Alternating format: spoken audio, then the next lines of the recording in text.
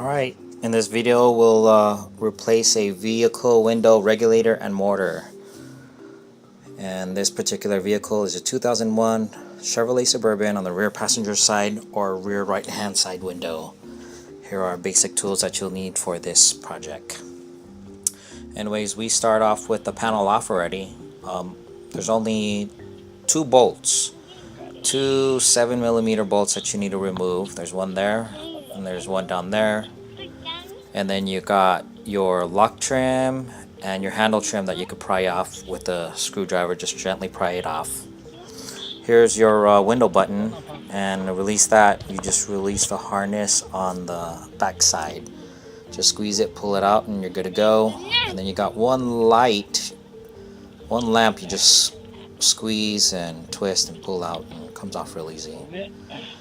Anyways, on the back of this panel you have several downward hooks. So when we're removing this from the door, all you have to do is just pull up your panel and pull out. Alright, on here we had a plastic sheeting I cut out with a razor knife. You could remove it easily. There's also that door handle that's on that plastic, so you could remove that with a 10mm socket. Okay, here you got your regulator tracks, you got two tracks, your mortar, you got a 10mm nut on the bottom of the track, a 10mm bolt on the top of the track, and a nut right there. And then you got one bolt for the mortar mount that's connected onto that door, and that's a 10mm as well. Alright, there's your carriage that holds the window. That's a 10mm nut for that one. And here's a picture of the items that you're dealing with, if you need to reference it to get any parts. I prefer just replacing everything. You're there already.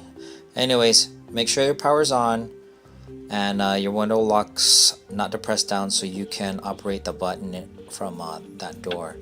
Anyways, my window goes up and down but doesn't entirely close. I believe it's something in the drive. Anyways, when you got it positioned to where you can take out those carriage nuts or loosen them, you could go ahead and take out the mortar harness. Here is my package I got for $50 off of eBay. I prefer to remove and replace the mortar as well, but if you want to save some bucks, just get the regulator without the mortar. Anyways, I loosen the nuts on the carriage, and I loosen, actually it's probably better to remove the bolts of the track, and definitely remove the nuts of the track on the bottom.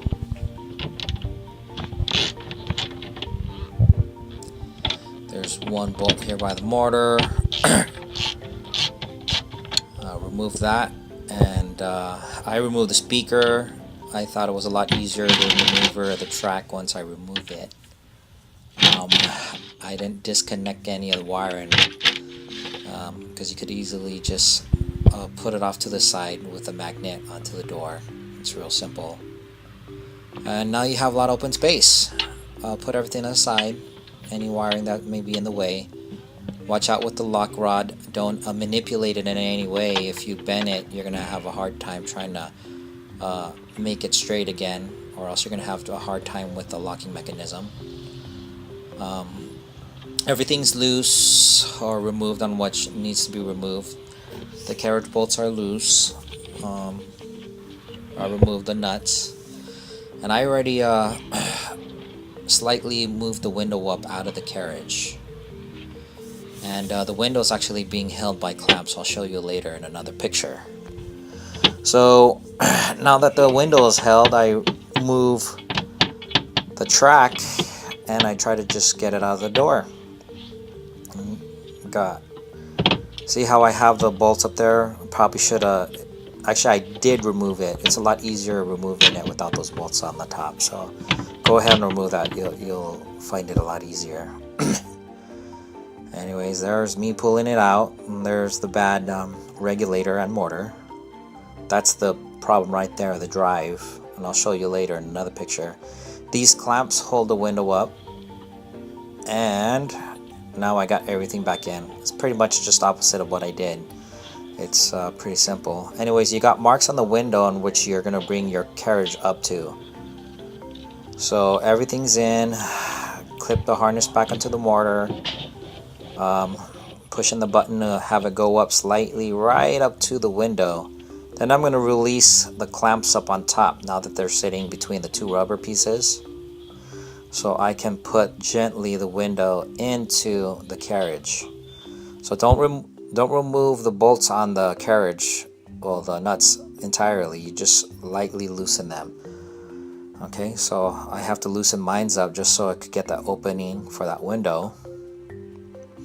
And eventually they'll just, the window will drop in. Maybe just push it or wiggle it in a little bit, and you'll see it's pretty easy.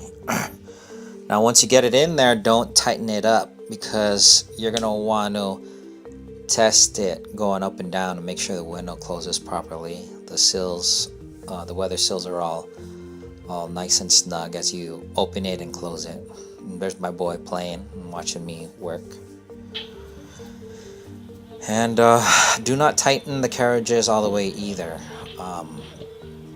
At least not till you're done. Well, actually, you don't want to tighten them because you're tightening it up on glass. So hand tighten it. Make it snug. Good snug. Anyways, I'm testing them here. Everything seems to be operating properly. It goes all the way down. It goes all the way up. And tried a couple times. And everything sounds good. It's not clanking or pinching anything. So close it up. There's the plastic. I put duct tape to seal the rest of that. Button it up. And try it once again, and everything's smooth. If the car's off, it's going to probably feel a little sluggish.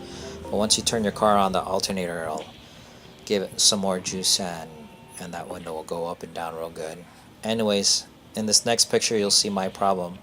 It was a sleeve that was broken, and the cable was just wrapped around the drive the wrong way, and I replaced everything.